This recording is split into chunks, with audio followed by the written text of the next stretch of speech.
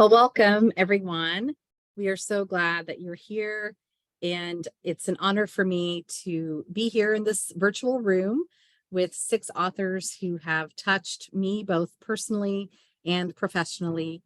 I'll introduce each one just by stating their name and the title of the book that we are featuring tonight. And then maybe you could wave as I introduce you in your book for those who don't know you. And I'm going to go in order that, or in the order that I've read them over the years. So we'll start with Stuttering is Cool, A Guide to Stuttering in a Fast Talking World by Daniele Rossi. And then we have Out With It, How Stuttering Helped Me Find My Voice by Katherine Preston. And we have Paperboy by Vawter. The Can't Be Seen Who Couldn't Squawk by Dale Williams. Every Waking Moment, The Journey to Take Back My Life from the Trauma and Stigma of Stuttering by Christopher Anderson. And the one that I most recently read, Life on Delay, Making Peace with a Stutter by John Hendrickson. So thank you, welcome all of you. And I've asked each of them to either read a brief passage from their book or to just share a brief part of their book that they wanted to highlight and that they would explain their or its significance to them. I believe it's so important to portray the personal significance of sharing their stories. And as a speech language pathologist myself, I believe the clinical significance of utilizing these stories in treatment is so important. So as you listen, if you have questions or comments, feel free to post them in the chat and I'll moderate any questions that come. So I'm going to have us get started. And I think, Daniele, I'm going to put you on the spot first, to go first. Sure. And then Katherine and Vince, Dale, Chris, and John, you can then just unmute yourselves if you're muted as you are ready to share. So go ahead. So for those who may not know, the blur is going to blur my book. So I'll do this. It's part comic and part a lot of text, very artsy fartsy kind of. I can say fartsy, right? I'm sorry if I can't, but very designy. So it's a self-help book. And the passage I chose, it's a comic. It's not really working. Needs to see my face. Where I'm not going to read the full comic because then it's going to take forever. But long story short, Franky, Banky, a fox who stutters, he's in lineup at a coffee shop and he's stuttering his order. And there's someone, not sure if you could see again, in line who's saying, "Oh, for crying out loud, hurry up, spit it out," and all that stuff. I haven't got, and then she starts imitating his stuttering. So at one point, Franky Banky thinks to himself, time for some voluntary stuttering vengeance. So he purposely stutters on purpose. Oh my gosh, he purposely stutters a lot to say to give his order, and she's yelling, "Just write it down." And then near the end, he says, and no, after he gives his order, he goes, "And I'll pay for everyone's order except hers."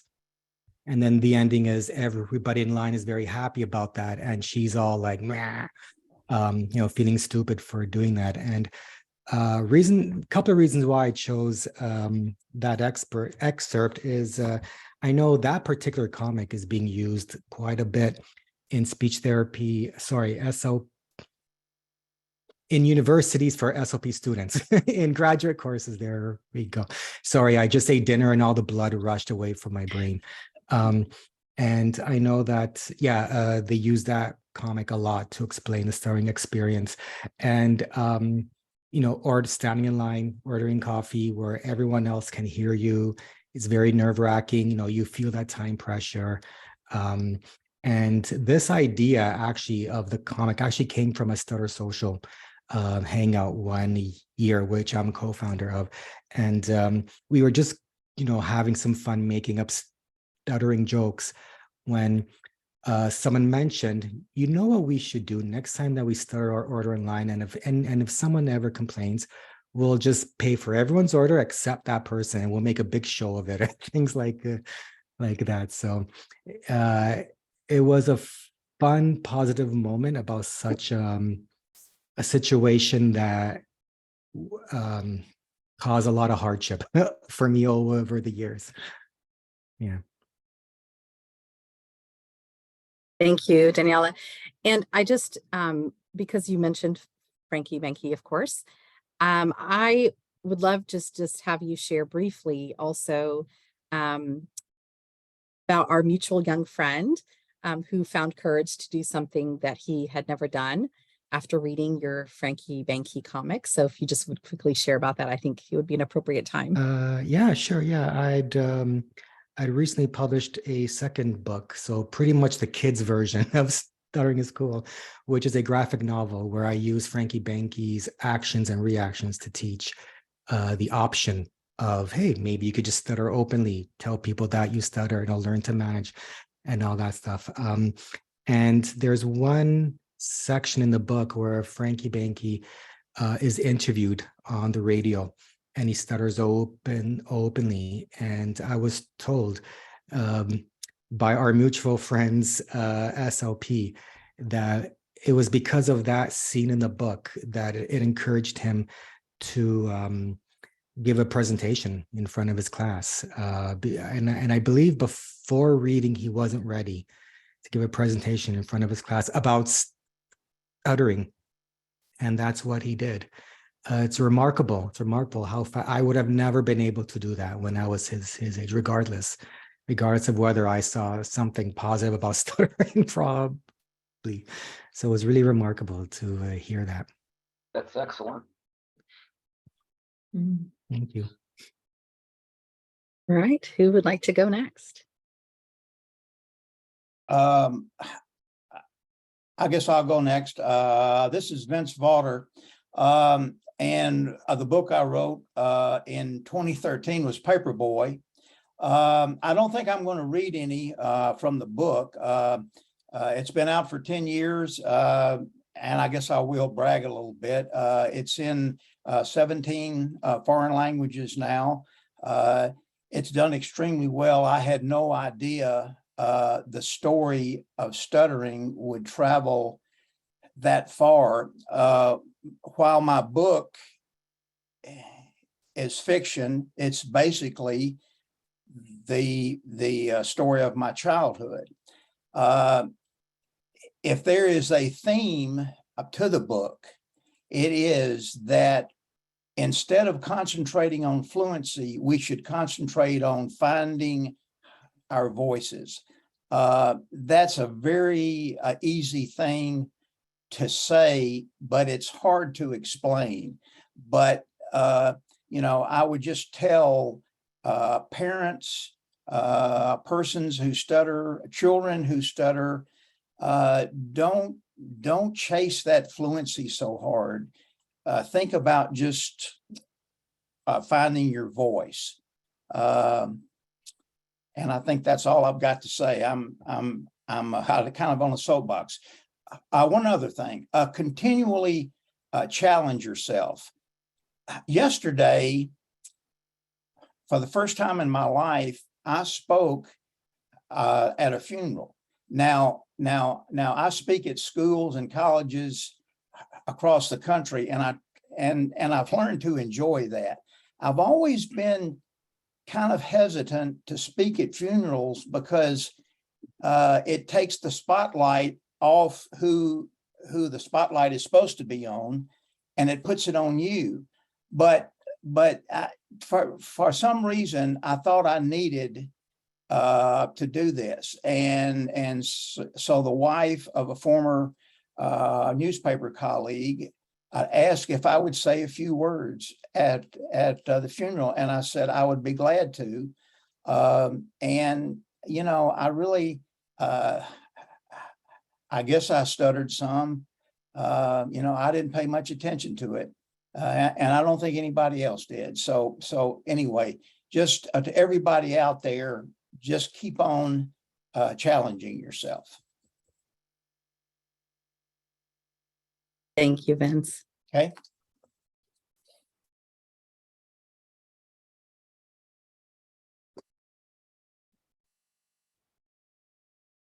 Dale? Yeah, sure. I don't mind going. Yeah, I'll read one stanza from the Can't Be Seen Who Couldn't Squawk. I should have used a better bookmark than the edge of a paper I ripped off. Yeah. Here we go. This is near the end of the story when our hero Nate has accepted the idea that he has an unusual squawk. And I'll read the stanza previous to the one I want to talk about a little bit. The squawks don't run my life, he yelled. Of them, I'm now the boss. My squawking doesn't have to mean that I feel at a loss. And when Nate didn't hide his squawk, a funny thing occurred. As far more often than before, a proper squawk was heard. This is something I refer to in, well, the adult version of this in the textbook, because unlike the rest of these slackers, I've written a book since the featured one. Just a joke, Daniele just said he did too. But this book, I'll show you the cover because it's my son's photograph on the cover, which I think is cool. In this book, I refer to that same phenomenon as the cruel irony of stuttering. The idea that it doesn't really start to go away until you no longer care whether it's going to go away. Confronting stuttering may serve to decrease it. What that means is that fluency may diminish as a result of stuttering openly. Then it goes into a discussion about classical conditioning and cued words and situations.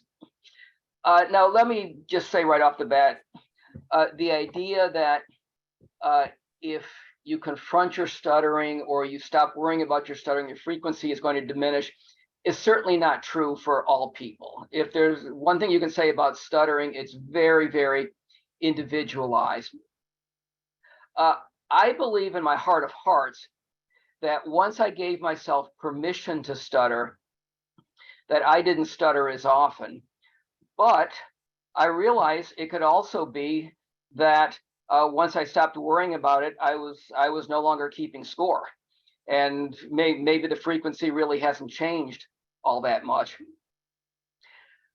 So for the SLPs listening, if you can get your clients to if you can get your client to confront his or her stuttering, his usually stuttering, and not hide from it, not run away from it.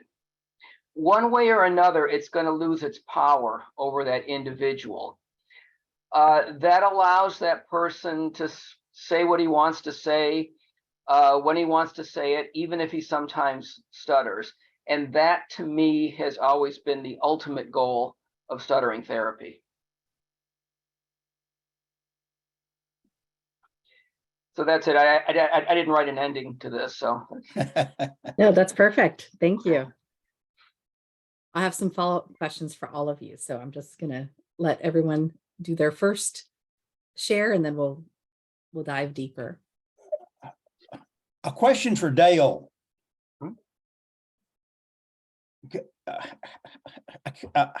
Can you hear me, Dale? I can, yes. Are you talking from your bed? Tell the truth now. He's on vacation. Oh, okay. Yeah, I'm actually in an Airbnb right now. Okay, good. There were 3 people in the other room. That's why I'm in here. They've actually left, so I could move someplace nicer, but I'm too lazy. You're excused. All right, John or I can go. Catherine? I can go next. Hi, everybody. I'm Chris Anderson. I wrote Every Waking Moment. And there's a line that I wrote in the beginning that explains the reason that I wrote. And it's that I wrote the book that I needed the most growing up as a kid who stuttered. I wrote because I wanted to understand the stories and my experience of stuttering, to really kind of get to the truth and the actual experience that I had. And as I wrote them and I started to share them, I realized that other people had the same experiences, and it kind of motivated me to write more. So I wrote the story of my life, and then when I got to the end of that, I realized that it was still ongoing, and that I hadn't quite got what I wanted out of it. So I did kind of a retrospective analysis of my life and my experience up to acceptance, and kind of how that happened. Because, you know, as a young person who stuttered, I always had this uncertainty of how the hell am I gonna live in the future if I continue to stutter, and stuttered as often and as hard and ugly as I did. And it was an eye-opening experience to turn the lens back on my own life. And, you know, I saw things a lot differently than I always imagined them as they were happening. And, you know, that space to open up about them and to kind of use the stories as the momentum of like, hey, you know, I made it through a lot. There's still a lot to go through. And as I ended the book, I was just becoming a father to young son, who I had all the fears in the world about, that he would also stutter. And, you know, turns out that he is. And I'm actually like going through the whole acceptance process from a new perspective now. But I think it's a lot easier to go through having already written and experienced acceptance on my own. So as the theme of this is like storytelling of our experiences can really do a lot for our journeys, but also for the SLPs and the parents and everyone who is out to help us and support us.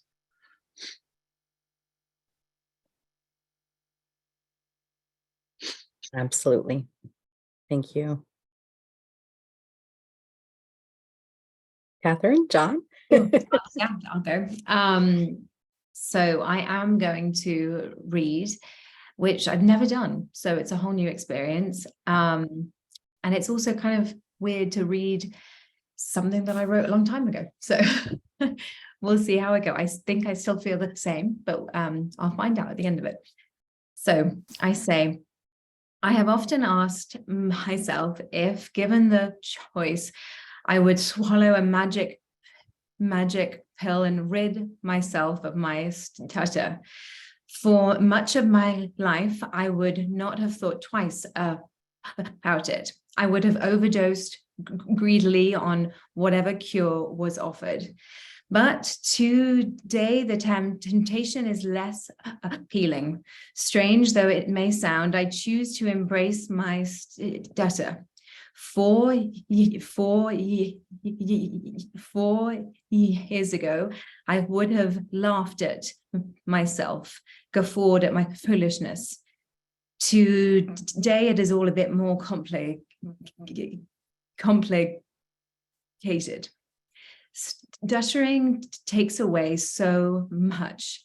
It takes away the control that we want to have over our bodies, our appearance, and a language. It makes us small. It mocks us and teases us. It bleeds into every conversation and every relationship. The experience of stuttering is not fun. It is breathless and painful and scary. I would not wish my stutter on my worst enemy. So why would I want anything to do with it? Because I do not know who I would be without my stutter. I have come to see that my stutter is me.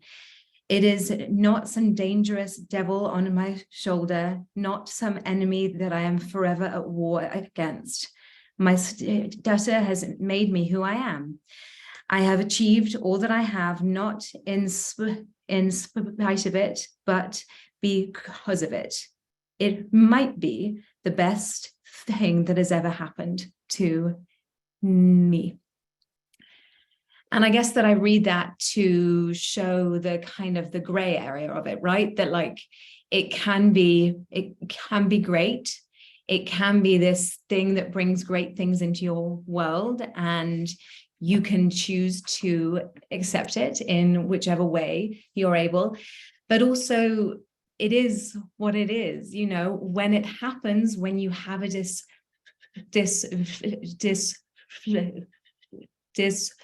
fluency, there is a certain way that feels in you, and that isn't something that shifts. That's just how it feels, and you have to handle everyone's reactions. You have to handle all of the hard pieces at the same time. So yeah, that's why I chose that piece. I think you wrote that for all of us, Katherine. That's but that's exactly the way I feel, and you said it very well. I think I read that about 9 years ago, and I still remember that paragraph. Oh, thank you. So I thank you very much for that. Hi. My book grew out of an article I wrote at The Atlantic about Joe Biden and his lifelong journey as a person who pursues stutters. And right after I published that article, which was in fall of 2019, I began receiving this outpouring of letters and emails and messages from other people who stutter, telling me about their life experience with this disorder. And as those kept coming in, day after day, week after week, month after month, that encouraged me to keep exploring this topic and to think maybe there's a book here and I want to talk to these people. I want to meet some of them. I want to interview them. I want to get more perspectives on this disorder, because there's a lot of universality here. There's a lot of mutual experience, but every person is on their own unique journey. And what I ultimately did was tell half a dozen profiles within my book alongside my own story, but I did over 100 interviews, and I talked to other writers who stutter, other journalists who stutter, and one of them was Katherine, and I had a great conversation with her, and I've since become friends with her. We were hanging out last week, in fact. But the passage I wanted to read here, it's just a couple sentences, and it's in this larger chapter about writers who stutter, people like Barry Yeoman and others who I'm sure people know on this call. But I asked Katherine what had changed in her life in the decade that had elapsed between publishing Out With It and present day now. And thank you, Chris, for having both of our books behind you. That warms my heart. Katherine said, I got to a point where having not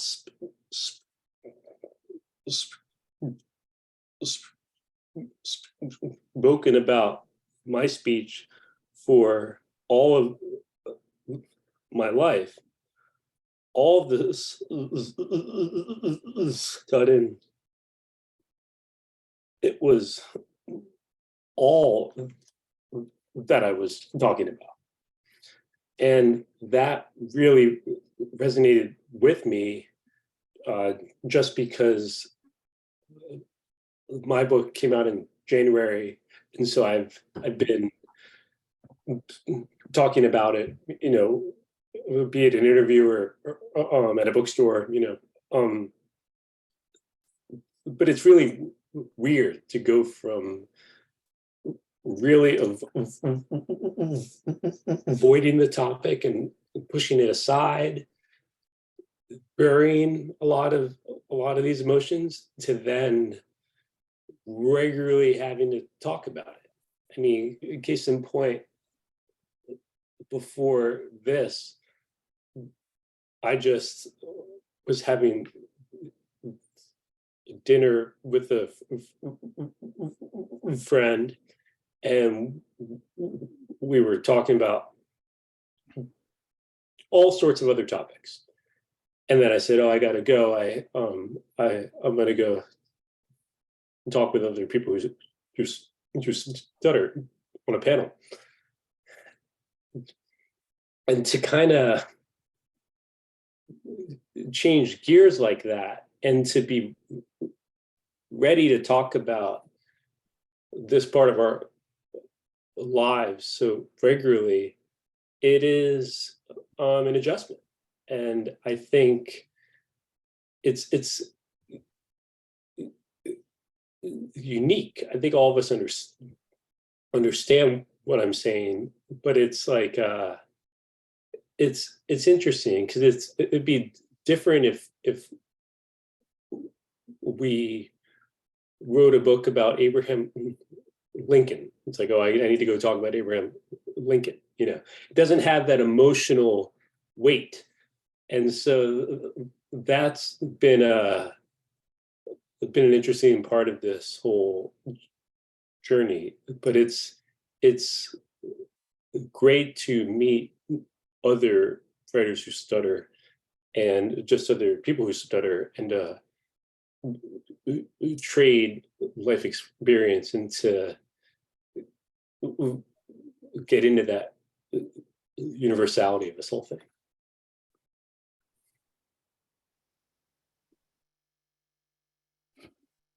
Thank you. So John, I think I'm just going to start with you, since you just talked about your book, or alluded to your tour. You're touring the country with your wife, and we're going to get to that in a moment. I'd love to hear more about that. But first, something that struck me in your book was how you described the painful process of job hunting and interviews, then getting jobs, being let go, and then having to start that process all over again. And I just couldn't help but think about how each of those positions that ended were, in a sense, stepping stones for the job you have now at the Atlantic, which was the huge turning point for you when you wrote that article on Joe Biden. The other thing that really struck me is you, as you shared about how that connected you to so many fellow stutterers and what you called successful stutterers all over the world.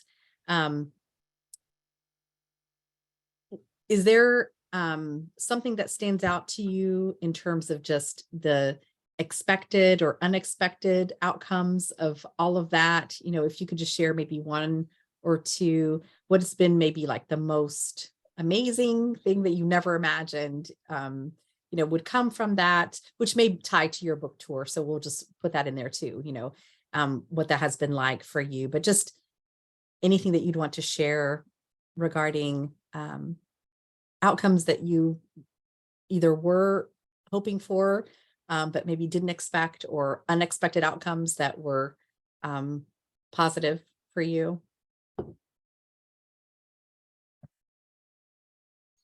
Real friendships.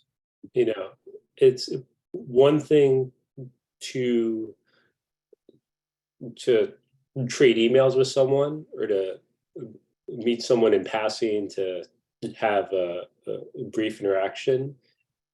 And it's another thing to turn those brief meetings into real friendships. And I've been extremely lucky and grateful that over the past 4 years, I've developed real friendships with other people who stutter.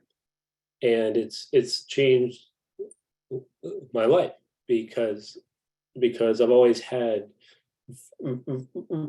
friends at different chapters of my life, or coming from different places, be they college friends or work friends, or, you know, different origins. But I never had other friends who stuttered.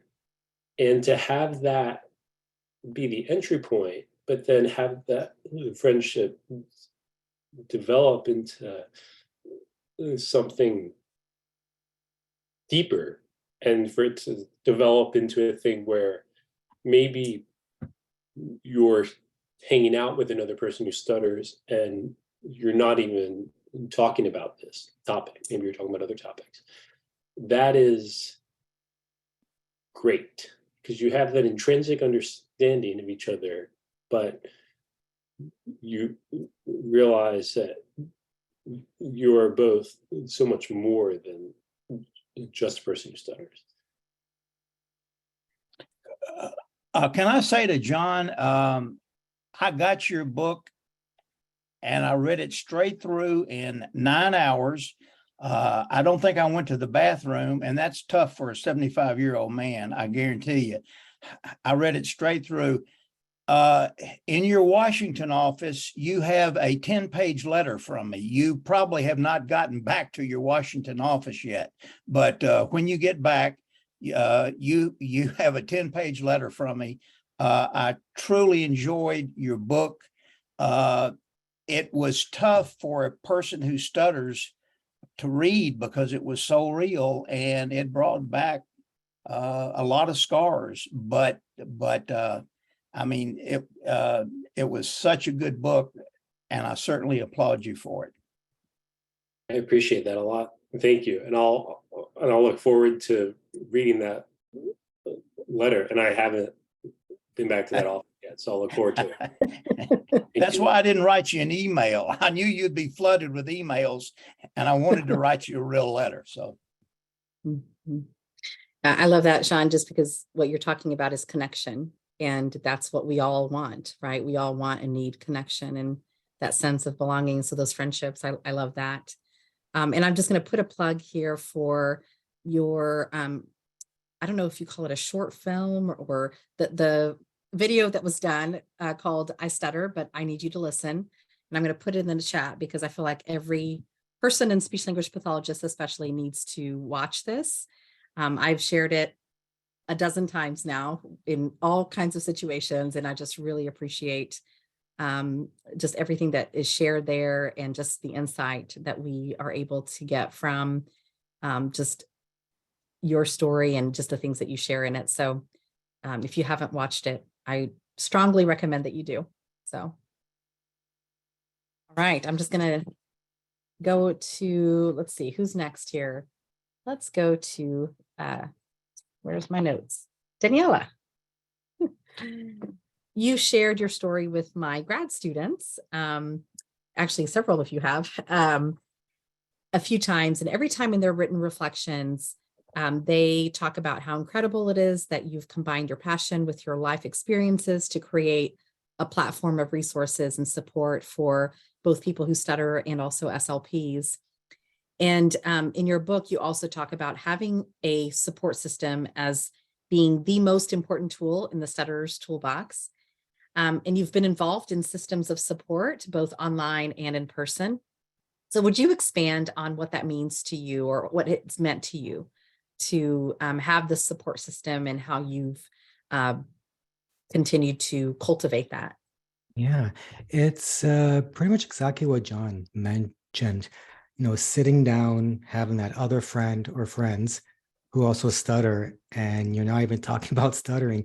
I often make the joke every time I'm meeting with one or more than one person that stutters. You know, we take a selfie and I post it saying, you know, it's an impromptu stuttering conference, but it's something that I remember back in 2006, before I even thought of stutter, before I even knew about stuttering openly and acceptance, didn't even hear about the NSA, things like that, where I was thinking, well, you know, I gotta get out of this job that I'm in. It's a dead end job. I don't want to do this anymore.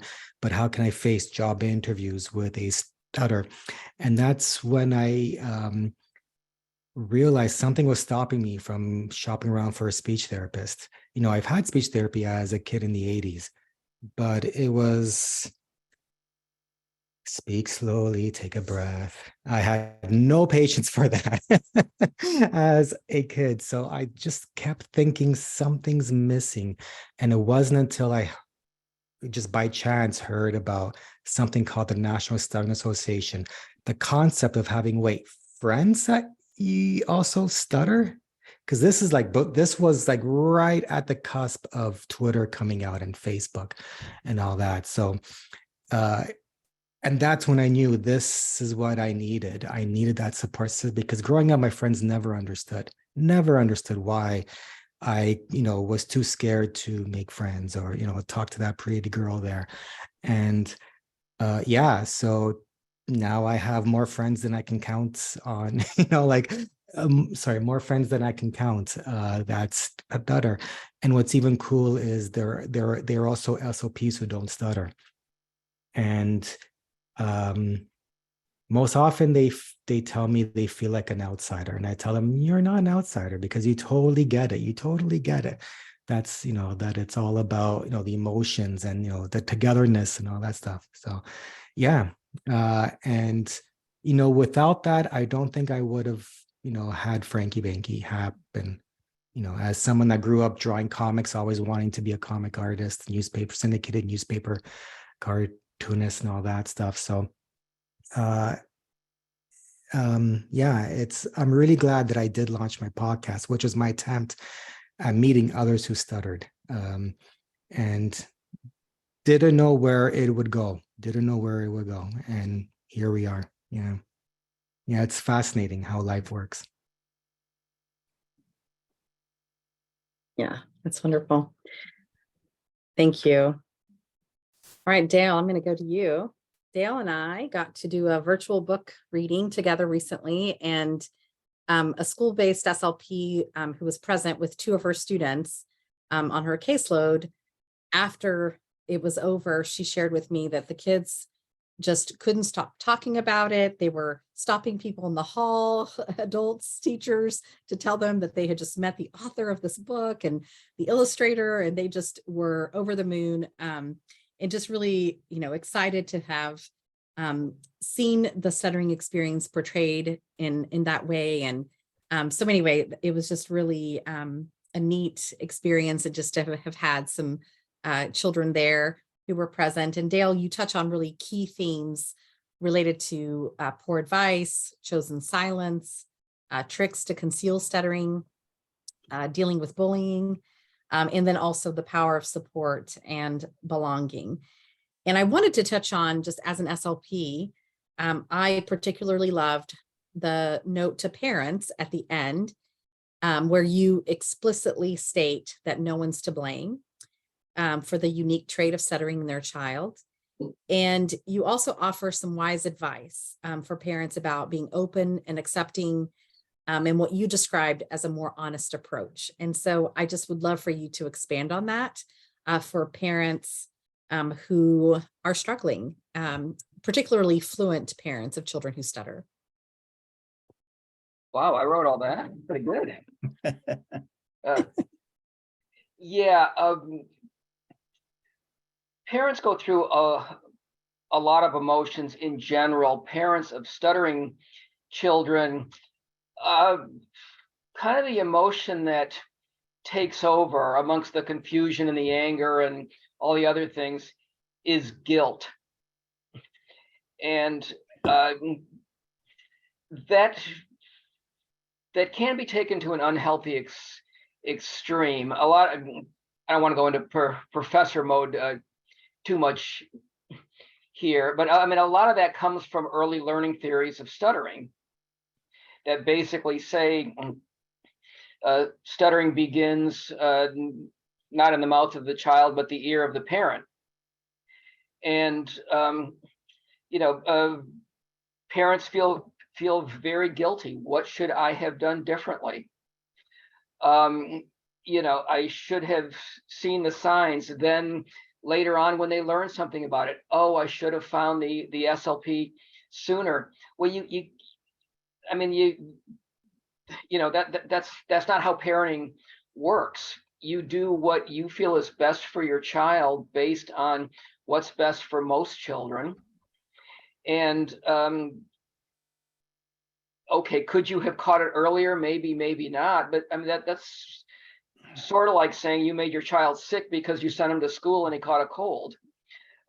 No, you were doing for your child what you thought was best for your child, and your child was susceptible to something that you had no idea he was, and you can't go blaming yourself. Now, having said all that, parents will generally understand that on an intellectual level, maybe not so much on an emotional level. It really is that theory of 1,000 impacts. You kind of have to have that conversation over and over again, and it's well, my own mom still blames herself for my stuttering. So a lot of moms never let go of it completely, but you just don't want it to interfere with what's going on in therapy. You want to at least be able to move beyond the guilt so the parent can begin doing what's best for the child. And I feel I may have gotten off on a tangent there. Did I stick with what you wanted me to talk about? Yes, thank you. I loved what you said regarding this more honest approach in terms of not ignoring an obvious part of their child's daily experience, because I think all of you at some point have touched on this in your books about it being the thing that wasn't talked about. Everything was talked about, but the stuttering. So just the importance of that openness. So I just appreciated that very much. Well, thank And you. while we're on the topic of parents, I'm going to go to Katherine because there's a particular article that Katherine wrote that I've referred parents to 1,000 times. But first, I'm going to just put a plug here. Katherine, that my students and I developed a clinical tool for use in discussions about stuttering using your book. And we actually did the same for Paperboy.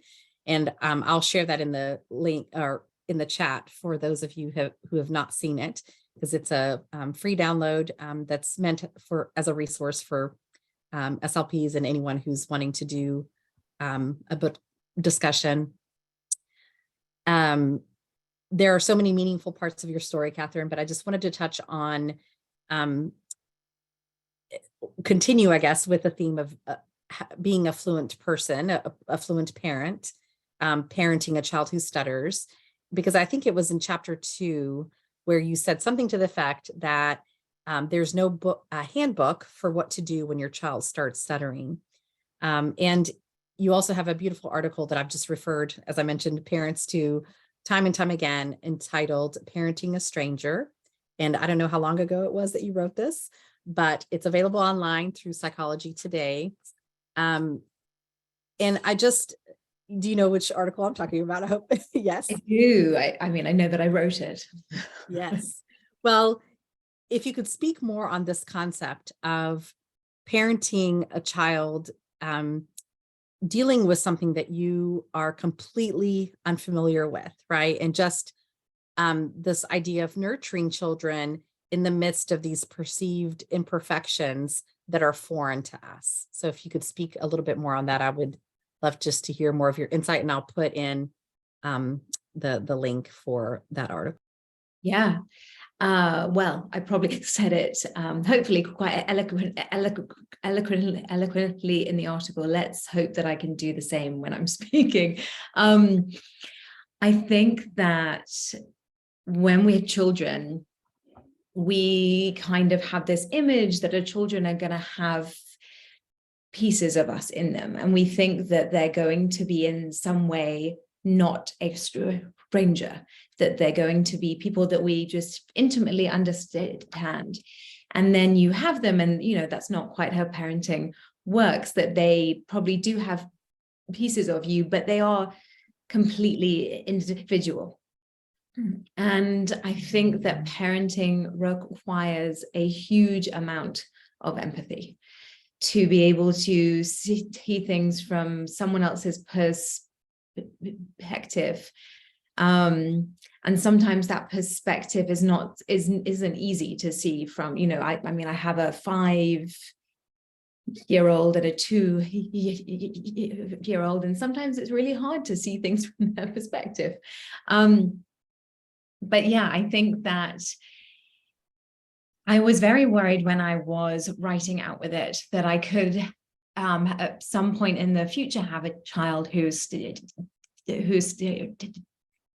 and I was worried about how I would handle that, and how I would parent them in the best way possible. And then being a possibly overly anxious person, I was then also worried that I would have a child who wasn't a person who stuttered, and feeling as if in each of those situations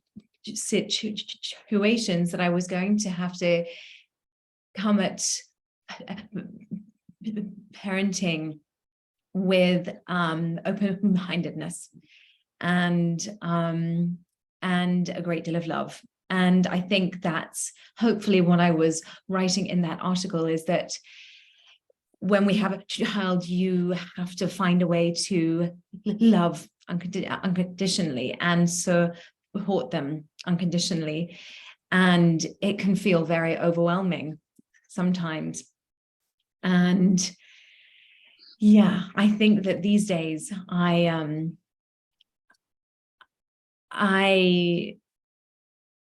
my son is just beginning to really speak and to go into situations on his own, and I can see that he is going to be and is a person who stutters, and it's been something, having worried about it for a long time. Now that it's happened,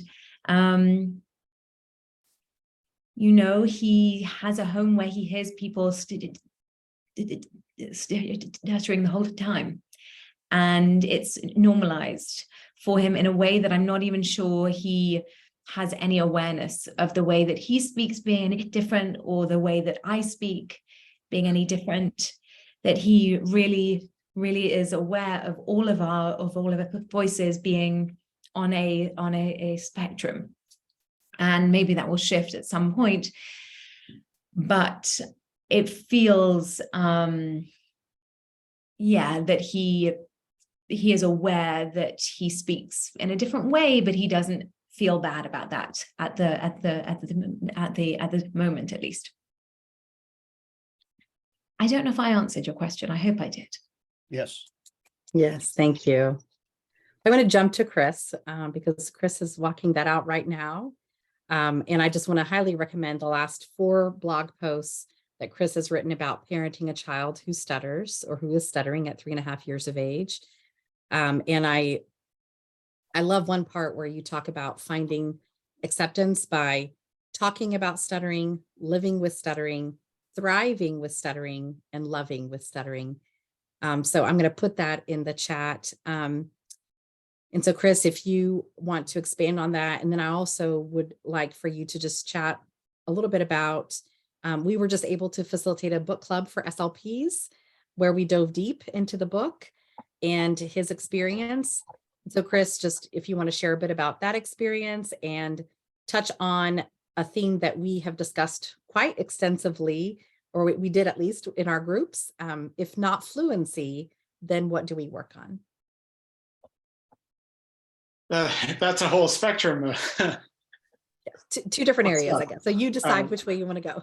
Yeah, I'll start with the book club, because I think that opened my eyes to what my story actually had to share with others, or like potentially like what the ultimate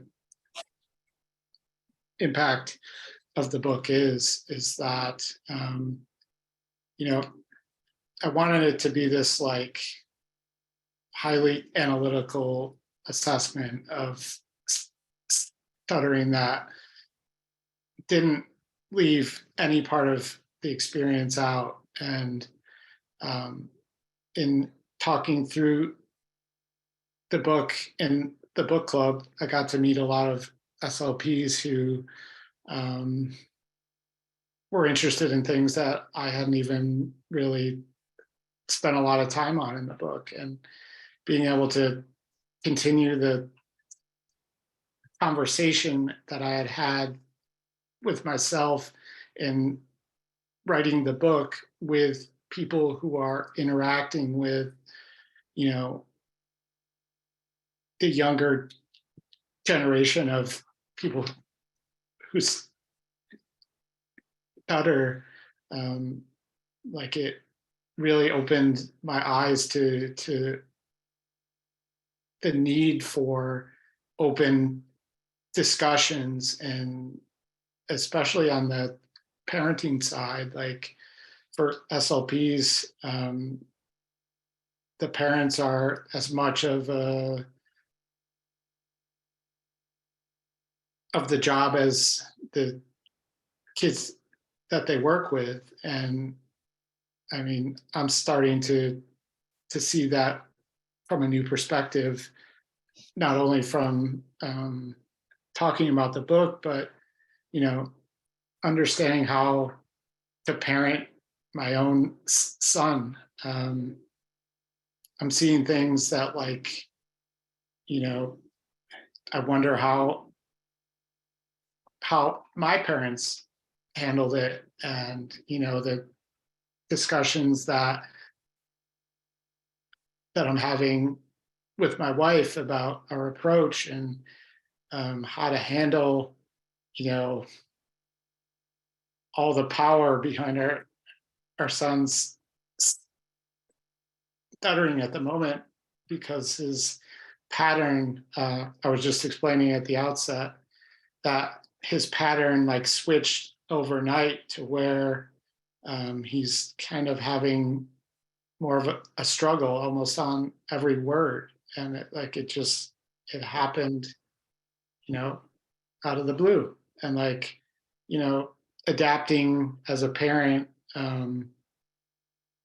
to that is a little unsettling. And but at the same time, I'm coming at it from a perspective that I've already handled a majority of my journey in unpacking it in the book, and arriving at a level of acceptance that is enough for me, and having to, I'm writing at the moment about being okay with other people hearing his stuttering in public, and how jarring that has been for me, not because I feel bad for him or ashamed or anything like that, but it's almost like the whole reactivity that I had to being the watchful person in all the situations in which he's having to talk. And it's just an adjustment, but it's helping to shape how I talk about stuttering, and how I needed to be open with people about it still for him. People are going to say things, but it'll be on us to be like, oh, he stutters. It's totally fine. If you think about that, though, from the lens of how I grew up, it's totally different. It's a new kind of take on stuttering. And I love that, but at the same time, it's extremely hard. There was a third thing that you asked, but I can't remember exactly what that was. I think that was it. I think you addressed it. Oh, I'm sorry. No, there was a third. You were right. I said, if not fluency, then what do we work on? Yeah, that was kind of the myth for me that I came to realize in my story, is that, I always thought the only way through was to work on my speech. And it turns out that when you start to work on all parts of your life, and you start to do the things that you thought were impossible, doing those things changed every part of my life for the better. And, there aren't things anymore that I wished I could do, or that I don't have a lot of regrets anymore. If I want to do something and I stutter, who cares? And that's the thing. I went to therapy all my life, and it wasn't until I was 26 that I found a speech therapy that helped me attack all the avoidances and learn how to stutter openly, and learn how to talk about stuttering. Those are things that I never knew how to do in the 20 years of speech therapy that I had before that. So I feel like that's the way of the future, is that we're integrating ourselves into the everyday stories of our lives, instead of wanting more out of life, if that makes sense. Thank you. So I have one more question for Vince, and then I'll open it up for anyone who wants to comment or ask a question, and you can unmute yourselves and do that. So Vince, most of you who know a little bit about my story, how I came to start working with stuttering, because it was not at all what I worked with for the first 15 years of my career as an SLP. I have twin nephews who stutter, and my son went through a period of stuttering and also has Tourette's. And so there's been lots of things that I've learned through this process. And my niece was really moved by your book, Vince. She's the sister of the twins who stutter. And she commented that as a young person who doesn't stutter, that she could see how stuttering was affecting her brothers outwardly, but that she didn't or never really knew what might go on in the head of someone who stutters. And so when she read your book, she was able to understand that in a better way, and just all the ways that it affects their thoughts, their lives. And I'm just thankful for how you were able to portray that so clearly for a younger audience. And Paperboy, as you mentioned, has been translated into multiple languages, which is amazing. And I just want you to share a little bit more about the new Paperboy musical, which recently had its world premiere at the Manhattan School of Music in New York City. And I'll put the link in the chat on the story behind the musical, because that's really a neat story too. But tell us, Vince, what was that like, just seeing your book in the language of musical theater? Well, it was something I never expected. A quick story about how it came about.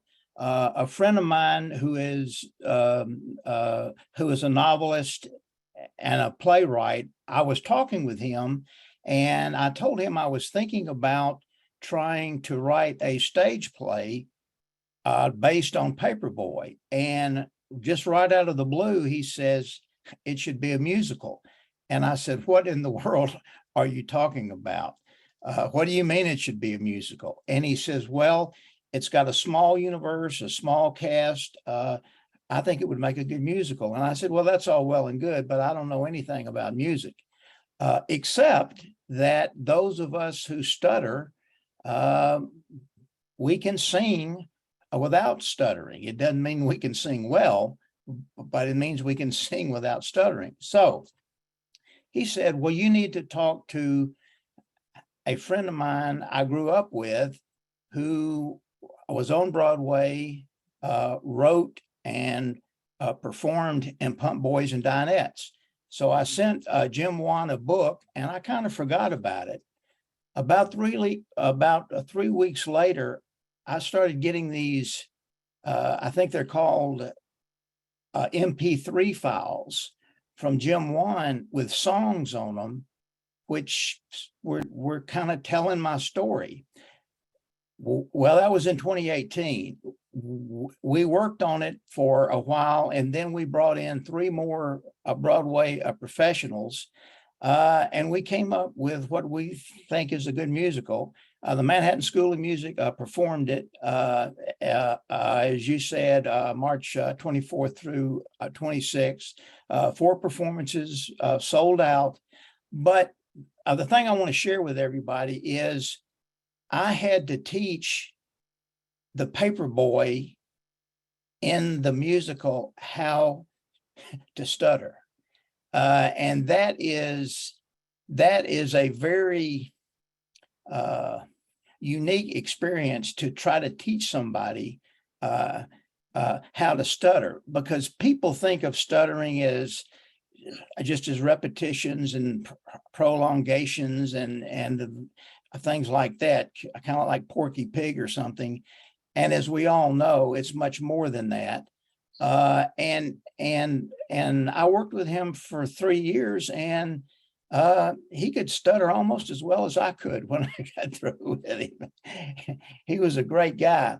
Then I talked with the cast, it was a cast of about 16 about what is stuttering, how does it affect you? And one student, one of the cast members asked, he said, sometimes you stutter and sometimes you don't. What's up with that? And I said, well, I said, that's not exactly right. I stutter all the time, but sometimes I'm fluent and sometimes I'm not. I stutter all the time though, and I do things which one is not supposed to do. I change words. I change my cadence. I talk with my hands. I do all kind of weird things, but that's my voice, and that's the voice which I have found. And I told them that's my message.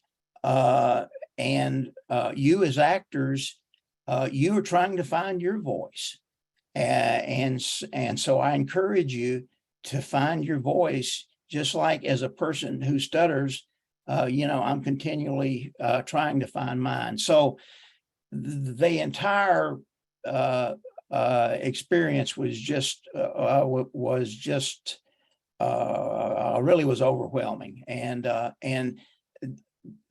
we are trying to get a wider viewing of the musical. We will probably enter it into some competitions, and we're trying to find a sugar daddy out there with a couple of $1 million who can finance us. And it's a long road, and whether it happens or not, I'm certainly glad we did it. And it's I think it's another way to tell the public, what is a stutter, what goes on in the mind of a person who stutters, and that stuttering is okay. And that's the message of the musical. Thank you. Okay. All right. Well, I'm going to open up to anyone who wants to make a comment or who has a question for anyone in particular or just in general. Anyone? Yes, Mandy. Hi guys. Wow. It's so amazing to be here with all of you, our panel members. I'm listening as a person who stutters, newly coming out as a covert stutterer at 42 years old, person who stutters, and also a speech language therapist.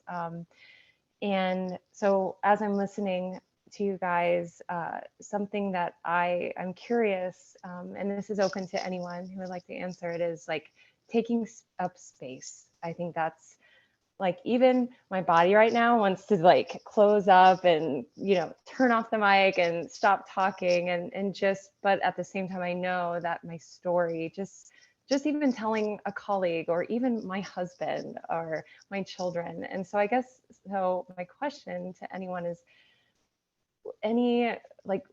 what helped you take up that space? And I think that's what we're called to do as we're coming out and letting out, openly stuttering or just sharing our voice, right? And so I think that's what I'm sitting here, and I would really love to know if anyone could share that with me.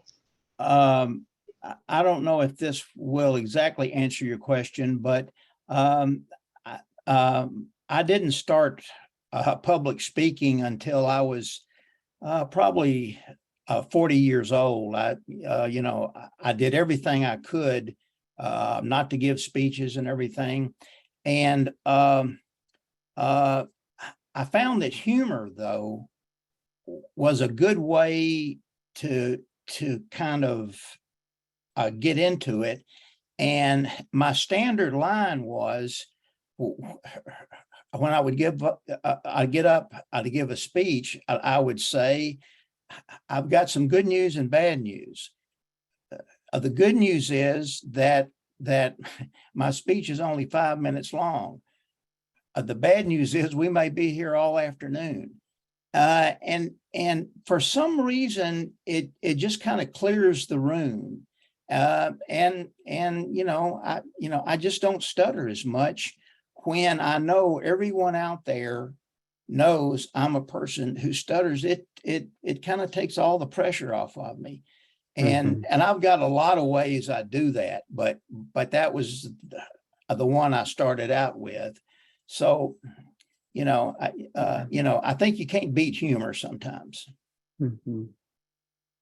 Something I learned over the years was when the person or people you're speaking to knows that they know that you're okay with it, with your stuttering, or you're comfortable with it. You're comfortable with them knowing that you stutter. You address that elephant in the room. It does put both parties at ease, yourself and that person. They know that you know, and all that stuff.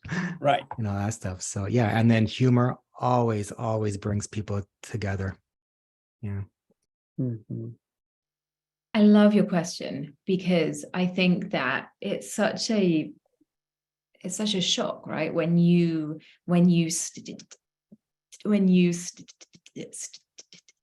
stutter, and all of a sudden you feel like everyone's looking at you and everyone can hear you, and it feels so very, very, very, so very, very vulnerable instantly. And this is something I think about often, how that can be so wonderful, that you are really like open and you end up having these like really wonderful conversations with people because you've opened up and you're really, really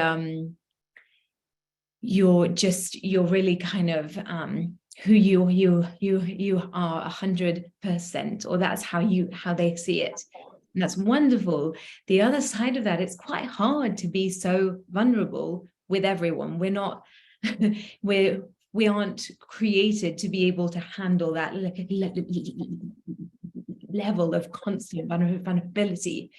And so I don't have an answer, but I think that's something that I often think about, just like it's a balance. Katherine is right on that. I think it takes a certain, I don't know of a person who is 12 or 16 or 18 who can bring that humor in. It takes a certain amount of maturity, I think, to let humor come in and to be so vulnerable. So yeah, I mean, it's a survival trait, and I think you learn those when you get older. Did anyone else want to address Mandy's question? Yeah, I'll try a perspective on this one. When I was in my 20s, I developed this mindset where I guess I just sort of got tired of the stuttering pushing me around, the stuttering always winning, and it became something I thought about a lot. If I ordered something on the menu because I could say it, well, the stuttering won again. If I substituted a word, okay, stuttering beat me again.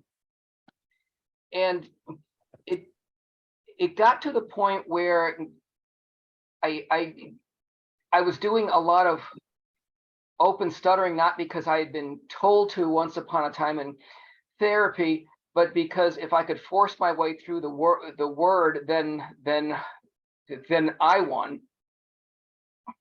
So even if, I don't know if I'm explaining this very, very well, but the server brings over the fries in their plane, and I said, oh man, now I have to ask for ketchup. That's the worst word in the world in the world to say, but if I don't, the stuttering beats me again. So excuse me, could I get some ketchup? Okay, it's still embarrassing. I still don't like it. I still feel some shame in having done that. But the important thing at that point was that I had won. I had beaten the stuttering. Yeah, I don't know. I guess I had this competitive streak that ended up serving me well.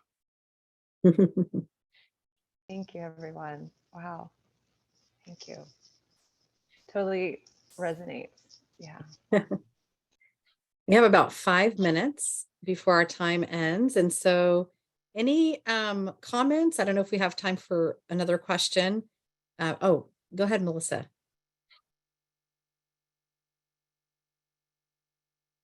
We're not hearing you. Oh, no. Let's see if I see your mic.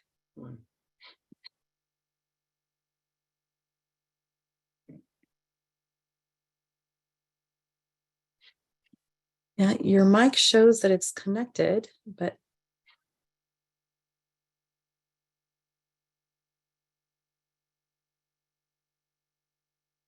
try now, because no. Do you want to put it in the chat?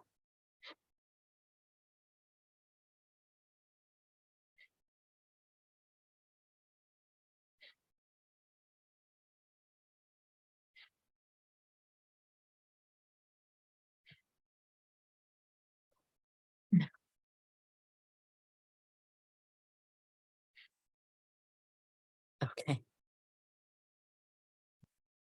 All right. So while Melissa works on her audio, anyone else have a comment or anything that you wanted to ask? Or maybe you could ask someone in particular, since Well, we're getting to the end I of just time. wanted to say that I guess I'm the oldest one of the bunch here. I'm 76 years old, and I started in speech therapy in the dark ages, about 70 years ago, and I've gone through probably every kind of therapy there is. Speech pathology has greatly improved, and I guess some of my closest friends are speech therapists, and you know, we have used the word a lot, a journey. You know, we're all on a journey. Well, think about going on a journey all by yourself. You know, it's no fun. So I think you need somebody on your journey who kind of knows the lay of the land and everything. And that's why I think this new era of speech therapy is so important, and I'm glad we're doing things like this. You know, I couldn't have imagined doing this 70 years. Well, there wasn't any Zoom 70 years ago, but I mean, you know what I mean. Stuttering has come out of the closet, and that's where it needs to stay. It needs to stay just right out in the open and spotlighted. Yeah. Melissa, you want to try again? Okay, is it working now? Yeah. Oh, yay. I had my headphones plugged in, so I wasn't sure why it wasn't working. But I just wanted to say thank you so much for allowing me to be a part of this opportunity. I am a teacher and I have a son, an 8-year-old son who stutters. Katherine, I'm just currently reading your book. Christopher, I've listened to many podcasts of yours, and John, I've also read your book, and it was actually the first book that I started reading that completely changed, I think, my perspective on my son's journey. And everything that I know now, it's because I've researched people that have been in your book. And so I'm just really grateful that I came across it. We're in Calgary, Alberta. in Canada, and my son and I are flying to Austin, Texas to go to Camp Dream Speak Live with Courtney Bird. And so thank you so much for providing her name. I just went out on a limb and I decided to email her, and it was a wonderful opportunity. But as a mom of a son having a son who stutters, I did have a lot of regret. And it's always in hindsight, because we always, as parents, do what we think is best until we know better. And I feel like now our journey has been a lot on trying to just teach him how to be a better communicator. So teaching him how to be confident when he speaks, how to identify as a person who stutters, and how to educate others too. And as a teacher myself, I always tell him that I wouldn't be here if all the kids that I taught knew everything. And it's the same thing when you encounter a kid who asks, why do you talk that way? What's going on? And I want him to be able to have the confidence to say, hey, you know what? I'm a person who stutters. And sometimes my words get stuck. And really, if it does take that little video that you made, John, it was really quite incredible, because I mean, the responsibility is a lot on the listener. If they don't have that extra minute or a minute and a half to listen to what you have to say, then we definitely have to slow down our society and the way we live through life. But we're on a different journey now, and it's been wonderful. So thank you so much for allowing me to be a part of this opportunity. It's really been great. So thank you so much for sharing that, Melissa. That's just amazing to hear all around. And I'll actually be down at Dr. Bird's camp at the end of June. I'll be there for a day. So I'd love to meet you and your son in person.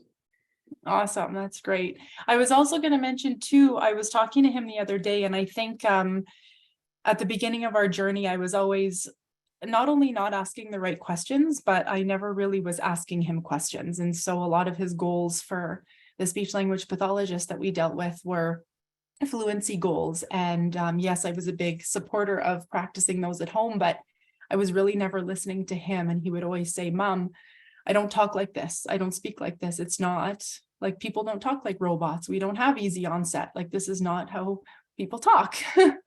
And so about a week ago, I asked him, hey, finally, like, what is it like to stutter? I don't stutter, but what is it like to stutter?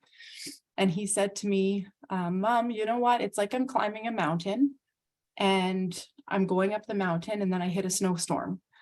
And every time that snowstorm goes away, I walk a little bit more and I hit another snowstorm. And he said that that's the pattern. And I said, okay, why are you going up a mountain? And he said, because it's sometimes hard. And then for him, the bottom of the mountain was the beginning of the word, and the top was the end of the word. So it was really an eye opener for me. And I always stopped and asked myself, why haven't I asked him the right questions? And a lot of that has been my journey, is asking him the right questions so I can be more empathetic with him on this journey of acceptance. So, yes. Cheers. Thank you, Melissa. We're at time. So I just wanted to, it's a perfect ending really to our time together, because I think if you asked all of these authors, you know, what their hopes are for their book, is that it would reach people just like you, right, Melissa, and people just like me, SLPs who need to understand better. And so that's just so encouraging to know that it's having an impact, that your stories are speaking to each one of us and touching our lives in significant ways. And for the SLPs in the room, it's up to us to keep informing other SLPs who are still stuck in the fluency mode, and for us to really make a difference and make an impact, which is why Chris and I are doing the book club, which is why, you know, we've tried to put out, Spero has tried to put out resources for SLPs to work with children and adults who stutter in a more informed way, and really understanding the lived experience of stuttering. So Thank you. Thank you all. Thank you, Chris. Thank you, Katherine, Dale, Vince, John, and Daniele. And we just are so grateful for your time with us today. And we will be posting this. So if you have other individuals that you hope that were here tonight, you'll be able to give them the recording link, and we'll get that posted here soon. And have a wonderful night. Great, thank you. Thank you, Anna Paul. Thank you.